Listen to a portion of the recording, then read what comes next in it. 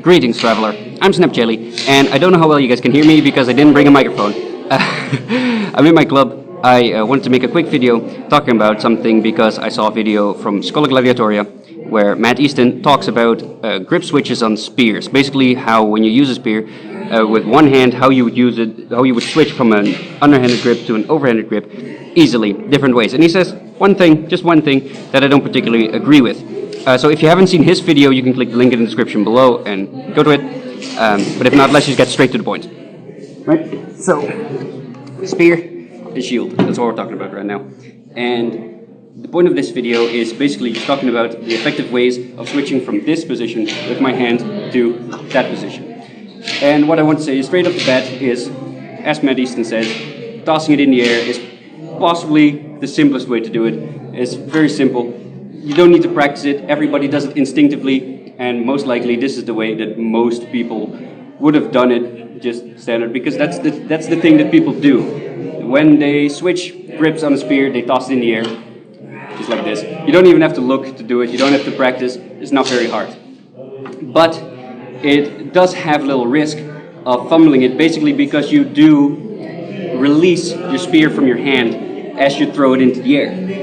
And if your opponent spots that and basically just taps the spear, you'll lose control of it, you'll fumble, it might fall on the ground, and you don't want that. So that's a downside. However, I must say that this is probably most likely the way that people did it. It's very loud. Basically the thing that Matt Easton says that I don't agree with is one way that he describes is by either resting your spear on your shield or holding it in your shield hand. He says it's quite awkward and it's not very effective. I disagree. I just think he's doing it wrong, and I will explain why. A problem that Matt Easton had was that when he rests his spear on the shield, he was using a different shield than I was. He was using a kite shield, I think, and I'm using a center grip round shield, like a Viking shield, basically. He found that when you put the tip of your spear on your shield, that the butt, basically it just falls down due to gravity, which it does. And he was stumbling kind of this way, and he thought it was awkward. The way around that is simply by resting it on your elbow or on your shoulder. So you have it in an underhand grip like this. You got your shield, whatever shield it is, doesn't really matter. It works with any shield. You basically, instead of holding it this way, trying to switch the grip, what you do is you lift up your spear first to this position. It's still an underhand grip, but you kind of just lift it this way, right? You raise it up, raise your shield, and you rest it on your elbow, like this, right? That way you can switch grips easily. Same with going the other way. You rest it on top of your shield. You can put it on your shoulder if you want, and there you go. You can switch grips safely. Now, I think this is one of the best ways to switch grips, basically because it doesn't get rid of any danger for your enemy. This combination of weapons was mostly used. People at the time that this was used didn't have gauntlets. They would use bare hands or have thin gloves at most. So they have full mobility of the wrist, basically, right? When I do this. Basically, in this era, most soldiers would carry a shield and a spear of some sort. So probably the enemy that you were going to face was also going to be wearing a shield and a spear. And the ways around the shield and the spear are either you go over your opponent's shield, like that, or you go under it. I would say going over it, either this way, whoop, or that way, right? It's probably more beneficial, does more damage because you hit people in areas that do a lot of damage, like the upper chest and the face, right? But it can also be very beneficial to kind of just poke at people's feet. There's differences there. Also, if you have an overhand grip, you can of course chuck your spear if you want it, you can throw it. So the point is that most of the time though, people are gonna have their spears raised because they want to stab over their opponent's shield. There are certain benefits to stabbing high if your opponent has a shield. One of them is of course hitting people in areas that do a lot of damage, like the face and the upper chest, but also if they want to block it with their shield, they're going to have to raise their shield, and that effectively blocks their field of vision and opens them up for attacks down below if they have a small shield like this, right? So you want your spear raised, basically, just to have a threat to your opponent that you can stab. So if you toss it in the air, your opponent is going to be able to see that you toss it in the air, right? If you do it this way, by resting it on the tip of your shield, you basically, from the perspective of your opponent, he can't really see clearly when you are going to stab or switch grips, if you're going to switch grips. You're here, you're threatening with your spear. If you have it here, you're still threatening with your spear. And if you switch grips like that, you never kind of release the threat from having the spear up high, right there, from your opponent when you switch grips this way. So that's a huge benefit, I think. Also, something that I want to say is that most spears had a butt spike of some sort.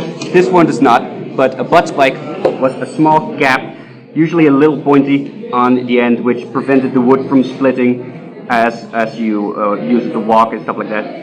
Some people argue, I have argued, that it could possibly be used as a weapon, secondary perhaps, but something that a butt spike could be used for is simply stabbing your spear into the ground. When you have your spear in your shield, you're walking with it, and you need to switch grips, just poke it into the ground, and then you can grab it whatever way that you want. You don't even really have to poke it into the ground, because, you know, I just did it and I didn't poke it into the ground. So, but you could poke it into the ground, switch grips, do whatever grip that you want, and reset. Very simple as well. Also, I think that the last one that I mentioned, is the best way to switch grips in a formation if the formation is already locked. So if you're in a shield wall, a shield formation, and you have your spear in a underhand grip, but your shield is already locked with the people next to you, then you can't raise your spear because you're interlocked with shields, right? So the way to do that is quite simple. You either stab it into the ground, or you just put it up against your foot or something. That way you can switch grips safely. You can lift it. There you go. That's how you do it. So, just some thoughts. Basically, I hope you guys can hear me properly. And if you stuck around this long, you might as well subscribe. Also follow me on social media. Links are in the description below. And subscribe to Scholagladiatoria if you haven't yet. Alright? That's it. Bye. Alright, I'm back because there's something that I forgot to mention. One more thing that I want to say is that this method of grip switching is not immune to fumbling, and I don't have a large spear over here, so I'm going to use this little stick and a buckler, right? But this way, obviously, it's a lot easier to do with a smaller spear or stick, right, than it is with a large one. And that's basically what I want to say, is that the main problem with grip switching a spear, if you use it one-handedly, is there's always quite a large chance that you mess it up and drop your spear. The problem with that is basically it can be detrimental in a formation if you drop your spear, obviously. But the problem is that a spear to use single-handedly and a shield is kind of a clunky, like how do you say it? It's like it's a cumbersome weapon set to use, or like a bulky weapon set, essentially. Even if your shield is not very heavy, if it's big, it's still gonna be like a sort of a lug thing to move around. And your spear as well is just very long, so it's gonna be difficult to move it like agilely, to be able to move it in an agile way. I know how to talk. Shut up. And another big problem with this is that this combination of weapons was always used in formations, right? So you have people next to you, behind you, and possibly in front of you that you have to worry about as well. And this limits your options in mobility quite a lot. So Matt Easton showed a way of grip switching that I think is the best way to do it in terms of it has the least chance of fumbling, right? It's very fumble resistant. That's basically like this. You spin it around and you tuck it under your elbow. This is not your elbow. You spin it around and you tuck it under your armpit like this, because then you can just hold it and you can switch to whatever grip that you want. And again, it's not very hard. It looks very flashy, but it's just you spin around and you tuck it under your armpit like that.